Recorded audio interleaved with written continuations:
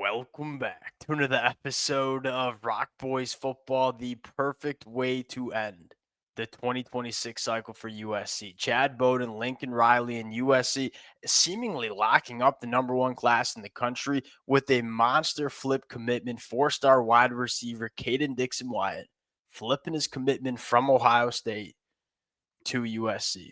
Now, there's a ton of different ways you can dive into this commitment. Where I want to start real quick, and we'll talk about Kaden Dixon-Wyatt as the football player.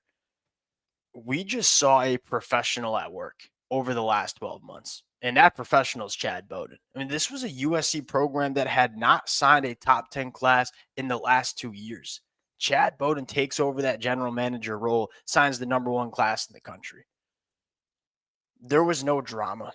There was no decommitments. There were no flips. That is rare in this era of the sport, especially with all the coaching turnover that we've seen over the last couple of weeks.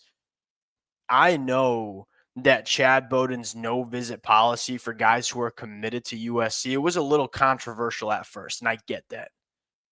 It's really hard to argue with the process that Chad Bowden just followed. I mean, these guys all committed to USC back in the spring and summer months. They stayed committed till they signed their papers. It's rare. You don't see that from almost any other program across the country. What Chad Bowden is doing at USC, it is very clearly working.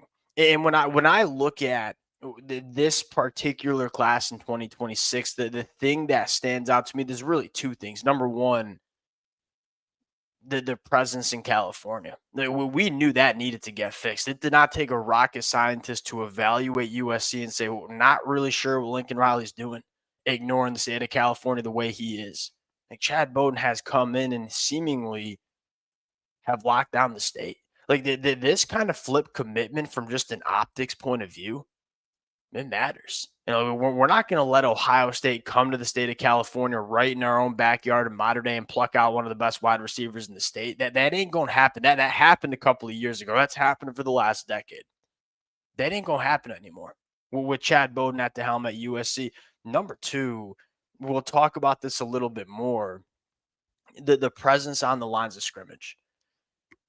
USC in 2026 has doubled the amount of blue chip commitments that they have landed along the lines of scrimmage compared to the last two classes combined. We talk about it all the time. What's it going to take for USC to get over the hump and become the top team in the Big Ten and compete for national championships? It was very clear to me in 2025, we weren't there along the lines of scrimmage. When you go on the road and play Oregon kind of ran the football how they wanted to. When you went on the road and played Illinois, went on the road and played Notre Dame, those teams ran the football the way they wanted to. You are not going to beat the best teams in the country if you can't win the lines of scrimmage. We talk about it all the time. It's really hard to get your line of scrimmage play right in the transfer portal because there's just not that many good line of scrimmage players that will be available. If you want to have dominant national championship level lines of scrimmage play, that has to be done at the high school ranks. And I think Chad Bowden gets that, and it's been very clearly reflected in terms of how he's built 2026. I feel bad, though, because we're 4 minutes in. I barely talked about Kaden Dixon-Wyatt, so that's what we're about to do. Before we do, and as always, to the USC fans, appreciate you guys, man. I can't tell you how much fun it was covering USC and all the commitments that we saw over the last couple of months. It been a blast. The amount of support from the USC fans was unparalleled. If y'all do enjoy the content, consider subscribing to the channel. We have a lot more to talk about regarding USC over the next couple of weeks and months because, hey, we kind of know Chad Bowden's going to get aggressive in the transfer portal as well. A lot of portal commitments that we're going to be breaking down to. If y'all do enjoy the content, consider subscribing to the channel. Without further ado, let's get into Kaden Dixon-Wyatt. Now, there's two things that excite me about this commitment for USC. Number one, what I'll say is you kind of killed two birds with one stone. And what I mean by that is this kid's a really good prospect that you just landed in 2026. But at the same time, we needed immediate impact in the 2026 season, right? I mean, you look at the biggest question mark that we might have about USC's roster going into 2026 is probably how do we replace Mekhi Lemon and Jacoby Lane. Kayden Dixon-Wyatt's a guy that I believe can come in immediately and provide value. So not only are you getting a freshman that we think is going to be really good for the next couple of years, you're getting a guy that's going to come in and immediately provide a very, in my opinion, very big impact to this USC offense in 2026. 6'2", buck 80, like he's physically ready. And then coming from Mater Dei, multi-year starter going up against the best of the best in the state of California. Technically, as a football player, he's ready to play too. What I like the most about Kayden Dixon-Wyatt is he's a multi-dimensional pass catcher. And what I mean by that is he does not just rely on one aspect of his game to dominate. He can beat you in multiple different phases. Number one, he's a separator. And at 6'2", 180, he's a very smooth mover and a very polished route runner. He can separate at all three levels of the defense. He's a guy that can really excel at the contested catch point.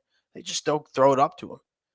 Chances are Kayden Dixon-Wyatt can go up and make a play. Last part, he is sneaky good after the catch.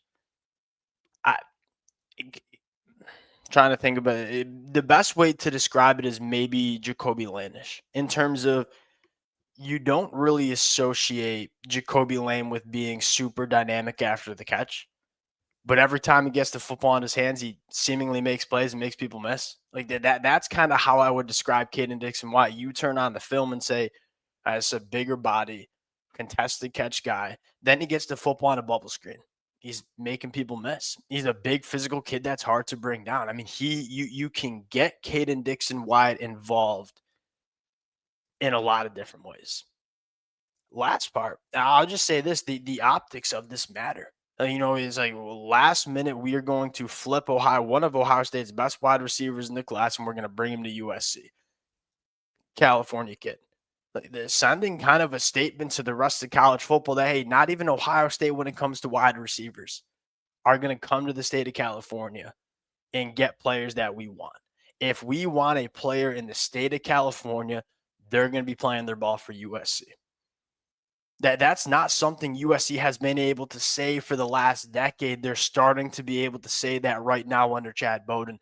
That matters. When you close your eyes and you vision a USC team that is competing and winning national championships, the best of the best from the state of California are on USC's roster. That this, from an optic standpoint, man, it tells you that.